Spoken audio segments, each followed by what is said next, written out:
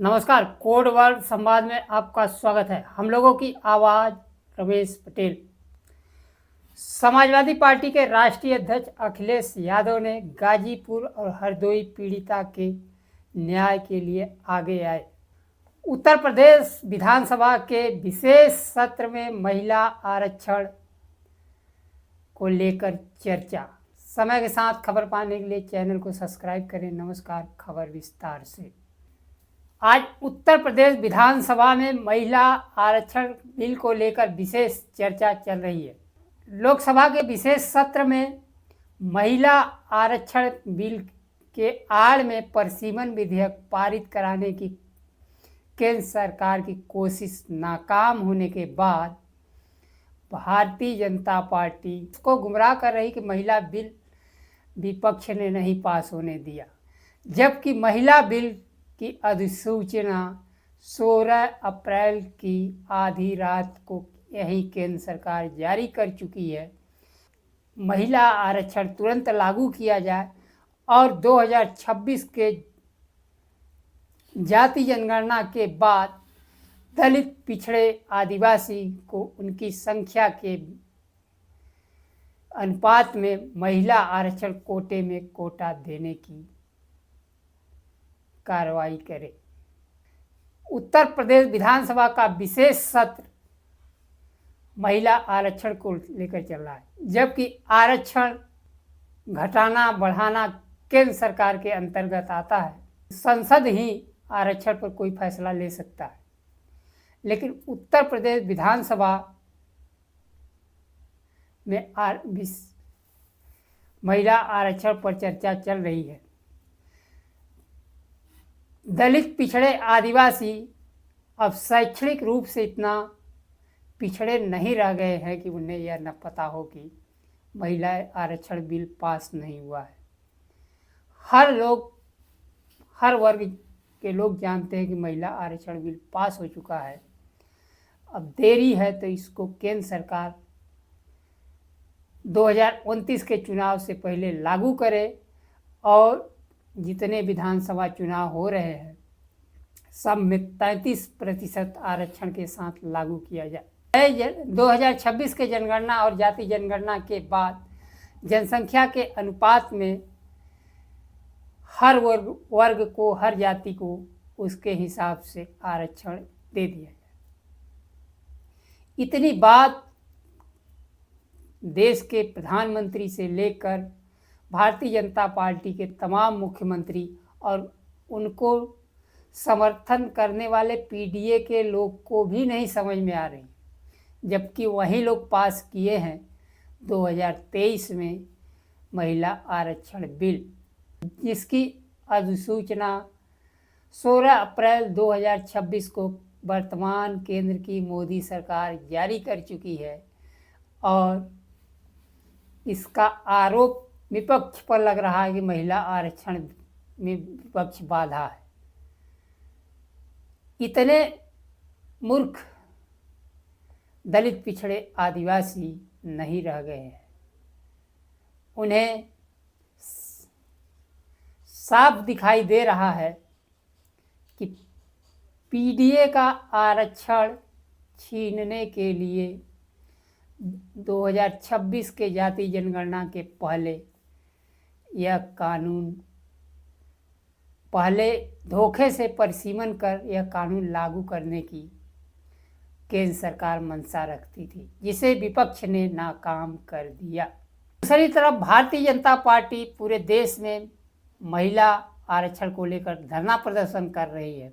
PDA पीड़ितों का Samajwadi party के राष्ट्रीय अध्यक्ष अखिलेश यादव हरदोई और गाजीपुर के पीड़ित बेटियों के परिवार से स्वयं मिले और गाजीपुर में समाजवादी पार्टी का प्रतिनिधिमंडल मिला। पीड़ित परिवारों की आर्थिक मदद, हरदोई के पीड़ित परिवार से समाजवादी पार्टी प्रमुख स्वयं मिले, 5 लाख रुपए का आर्थिक मदद और घटना की सीबीआई जांच की मांग की। शिल्पी कुशवाहा की हत्या 13 अप्रैल को हुई थी। समाजवादी पार्टी प्रमुख परिवार को भरोसा दिलाया कि समाजवादी पार्टी उनकी कानूनी लड़ाई लड़ने में पूरी मदद करेगी।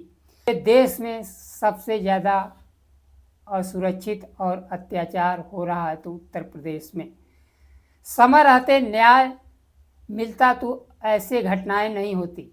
हरदोई में भी समाजवादी पार्टी का प्रतिनिधिमंडल 23 अप्रैल को जाना था, लेकिन पुलिस प्रशासन ने नेताओं को हाउस अरेस्ट करके रोक दिया था। घटना के शुरुआत प्रशासन ढीला ढाला रहा, जिससे परिवार को मानसिक पीड़ा झेलनी पड़ी। दोषियों को कड़ी सजा मिले, परिवार को आर्थिक सहायता और सुरक्षा प्रदान की जाए। साथ ही उन्होंने कहा कि बेटियों के साथ हो रही बर्बर और हृदय विदारक घटनाओं को हम सड़क से संसद तक आवाज देंगे। संवाददाताओं से बातचीत करते हुए समाजवादी पार्टी प्रमुख ने कहा, अपराधियों के हौसले बुलंद हैं। स्थानीय स्तर पर अपराधियों को संरक्षण मिल रहा है। पीडीए समाज के पीड़ितों के मदद करने के लिए हाथ बढ़ते हैं तो शासन प्रशासन और वर्चस्ववादी हाथ बढ़ने से रोक देते हैं। समाजवादी पार्टी प्रमुख को हरदोई खुद जाना पड़ा, जबकि समाजवादी पार्टी का प्रतिनिधिमंडल 23 अप्रैल को ही पहुंच गया होता। अप्रैल को ही सरकार जाने दी होती तो सपा प्रमुख को खुद नहीं जाना पड़ता। प्रशासन और वर्चस्ववादी पीडीए पीड़ितों से मिलने नहीं देते हैं। गाजीपुर में विश्वकर्मा समाज की बेटी को न्याय दिलाने गए सपा नेताओं कार्यकर्ताओं पर पत्थर बरसाए गए, जिससे पूर्व मंत्री राम आश्रय विश्वकर्मा तक घायल हो गए और प्रशासन उल्टे समाजवादी पार्टी के नेताओं और कार्यकर्ताओं पर मुकदमे लाद कर जेल भेज दिया। उत्तर प्रदेश के उप मुख्यमंत्री केशव मौर्य जैसे नेता के रहते हुए शिल्पी कुशवाहा को आज देश के संसद में महिलाओं के लिए 33% आरक्षण का कानून पास हो चुका है। विपक्षी दल जाति जनगणना और पीडीए के संख्या के अनुपात में कोटा मांग रहे हैं। पीडीए के बिना भागीदारी के शोषण और न्याय नहीं मिलेगा। गाजीपुर में पहली बार समाजवादी पार्टी के कार्यकर्ता पीडीए पीड़ित परिवार से मिलने में नाकाम होने के बाद एक बार फिर पीड़ित परिवार से मिलने में सफल हो गया। पार्टी प्रमुख के निर्देश पर पीड़ित परिवार की मदद की। सपा प्रमुख ने सोशल मीडिया पर लिखा, हमारे पूरे पीडीए समाज ने मिलकर एक समुदाय के रूप में 5 लाख रुपए एकत्र कर इस कठिन घड़ी में आप अपने प्रतिनिधि मंडल के माध्यम से जो मदद की वो दरअसल पीडीए की एकता का प्रतीक है। इससे पीड़ित पीडीए परिवार का मनोबल बढ़ेगा। हम पीडीए मान सम्मान, समान अवसर और उत्थान के लिए संघर्ष करते रहेंगे।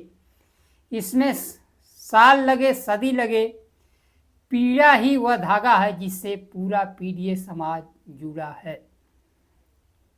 गाजीपुर के कटरिया गांव में हुई विश्वकर्मा समाज की बेटी की मौत को लेकर समाजवादी प्रतिनिधिमंडल को पहली बार मिलने नहीं दिया गया था और विधायकों समेत कार्यकर्ताओं पर मुकदमा दर्ज किए गए। समाजवादी पार्टी प्रमुख अखिलेश यादव स्वयं गाजीपुर जाने की घोषणा कर चुके थे, को झुकना पड़ा। मंडल को परिवार से मिलने की अनुमति देनी पड़ी। पूर्व मंत्री रामाश्रय विश्वकर्मा ने पीड़ित परिवार को 5 लाख का चेक सौंपे और पीड़ित परिवार के लिए न्याय की मांग की और साथ ही समाजवादी पार्टी के कार्यकर्ताओं पर लगे झूठे मुकदमे वापस लेने की भी मांग की। एक तरफ संसद और विधानसभाओं में महिला आरक्षण में पीडीए के महिलाओं, दलित, पिछड़े, आदिवासियों की आरक्षण देने पर केंद्र सरकार चुप्पी साधे हुए है, वहीं पीडीए के बेटियों और महिलाओं पर अत्याचार होने पर मदद के लिए बढ़े हाथ को भी तोड़ देना चाहती है प्रशासन और गुंडे। 2023 में पास हुए महिला आरक्षण विधेयक को केंद्र की मोदी सरकार तुरंत लागू करे। 2026 में जनगणना और जाति जनगणना के आंकड़ों के साथ सभी समाजों के भागीदारी सुनिश्चित करते हुए महिला आरक्षण में दलित, पिछड़े, आदिवासियों को अलग उनका कोटा निर्धारित करे।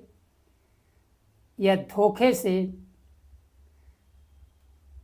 पीडीए समाज की हकमारी के लिए भारतीय जनता पार्टी और केंद्र सरकार और भारतीय जनता पार्टी की सरकारें झूठ फैला रही हैं कि विपक्ष ने महिला आरक्षण विधेयक को पास नहीं होने दिया, जबकि वास्तविकता यह है कि महिला आरक्षण विधेयक पास हो चुका है। अब गेंद केंद्र की मोदी सरकार के पाले में है कि वह महिला आरक्षण विधेयक कब लागू करती है और जाति जनगणना के आंकड़ों के साथ दलित, पिछड़े, आदिवासियों की भागीदारी कब सुनिश्चित करती है। आज के लिए बस इतना ही। नमस्कार। जय संविधान।